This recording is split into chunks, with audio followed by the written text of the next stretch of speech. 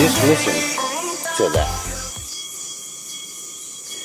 That is the sound of nature. We are in the midst of the Yambaru, the forests of northern Okinawa, because today I've come to photograph Fukugawa Falls. Okay, one of the leading waterfalls in Okinawa. It's a bit of a walk from here. We're going to be spending a large part of the day up to our waist or up to our knees in water, hopefully. But what I'm going to do, the aim of today, is I'm going to show you how to go about photographing waterfalls in order to achieve that nice long flowing water effect using KANI filters and my trusted Canon EOS 5 DSR. Good to go. So to get to Fukugawa Falls, we park on this road here, and when you get to the car park, you'll see there's just like this dead end here. You come down, and just 50 yards along the road, you've got this little entrance into the woods, into the forest.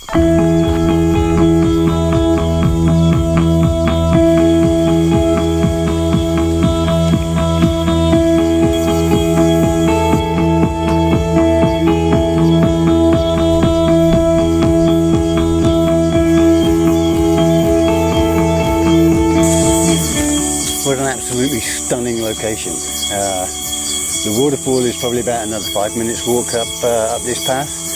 But I just wanted to touch on one point. In Okinawa, we do actually have 3 venomous species of snake.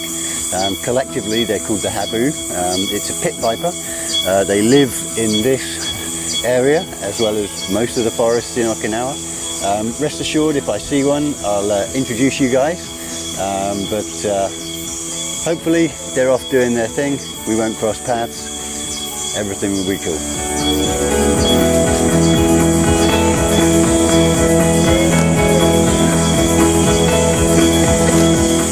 Well, I guess if it was easy, everybody would be doing it, right? Push on.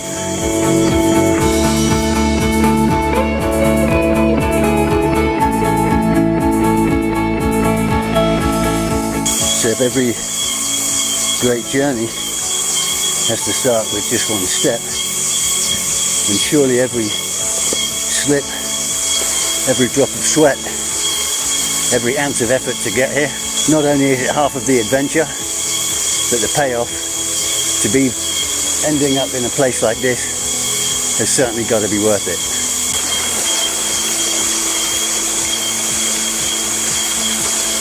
This really is Okinawa.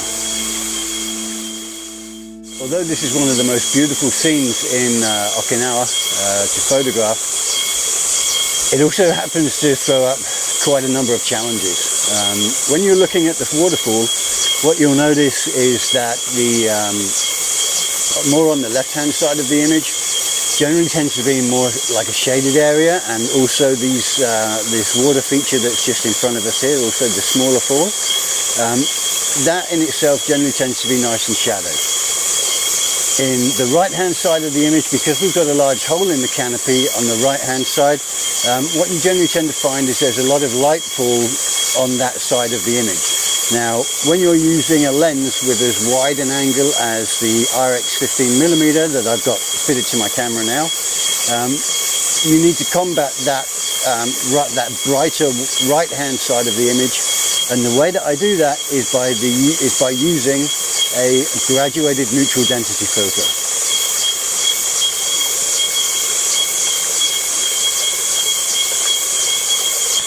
Now, as I mentioned, the problem area in this particular image is on the right-hand side. Don't always think because you're using a gradual neutral density filter that it needs to be vertical, okay? The filter holder swivels for a reason. Now, if our bias of overbearing lightness or brightness is on the right-hand side of the image, then quite simply rotate your filter holder until the graduated neutral density element of your lens is able to counteract the brightness that you need to avoid or reduce in your composition. Now, I'm very happy with that composition, okay? What I'm going to do now is I'm going to introduce another filter in order for us to get the effect that we want with the slow water.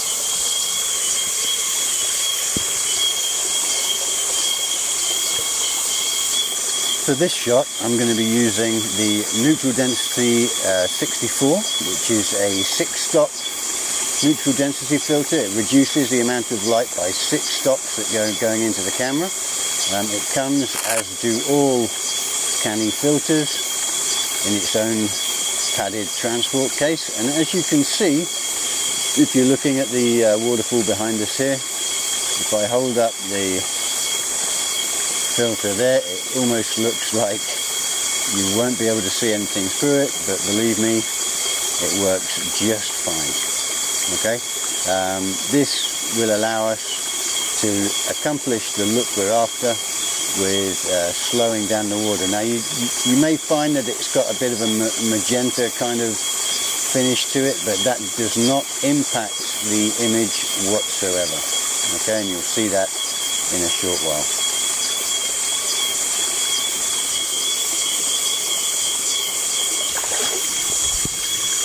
Okay, so before we can put our ND64 in place, we need to find out what our shutter speed's going to be.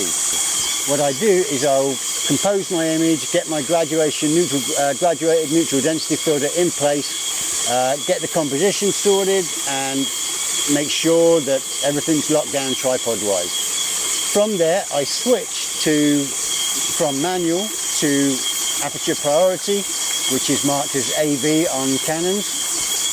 Okay, I select the f-stop that I wish to shoot at because I'm choosing the depth of field that I want to have for the shot. And once I meter with that f-stop, I will then be given a metered shutter speed. Okay, what I then do, because I need to know what my adjusted shutter speed is going to be, I will call up a ND table that I've got on my iPhone. What I do is I will consult that looking under the column for a 6-stop ND filter. I will look on the side on the column that gives me my shutter speed of 1/60th, and that tells me if my unfiltered shutter speed is 1/60th of a second. Once I introduce a 6-stop filter,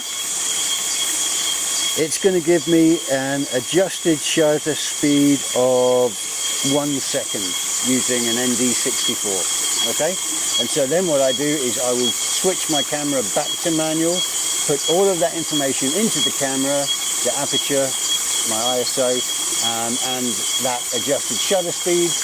And only once everything is good to go, the composition, the focus, everything, I will introduce my ND64 and take the shot.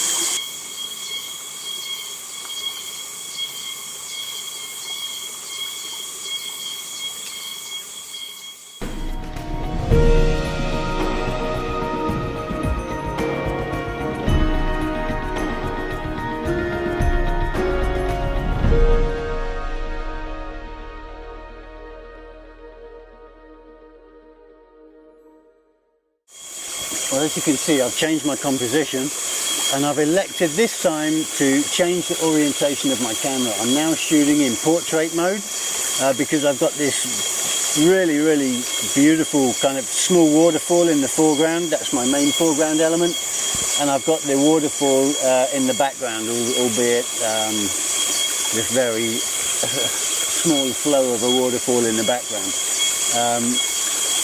Because I'm changed my orientation, I've got a more vertical shot. There's quite a bit of light in the top part of the image, so what I've done is I've put my neutral density filter in, my gradual neutral density filter, and I've set my graduation point to try and eliminate as much as possible the glare or the light that's seeping in at the top of the image. Okay, I've got my ND64 in place. I done my calculations using aperture priority, and that gave me without an unfiltered shutter speed of 1.3 seconds. Okay, now that I've introduced my neutral density 64 filter, That gives me an adjusted shutter speed of 1 minute and 20 seconds. Now, because I cannot put 1 minute and 20 seconds into the default setting of the shutter speed, I have to use an electronic shutter release. Okay, so the camera now is in bulb mode. I've plugged in my electronic cable release, okay? And in the long exposure mode, all I've done is I've entered in the shutter speed of 1 minute 20, and all that I now need to do is just hit the start button, and the camera now exposes for the shot.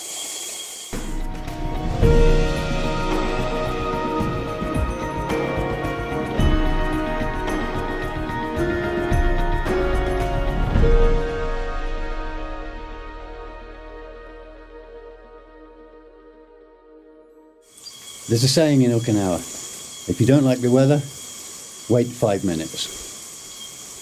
What started out as a beautiful, glorious day has ended up wet and dreary.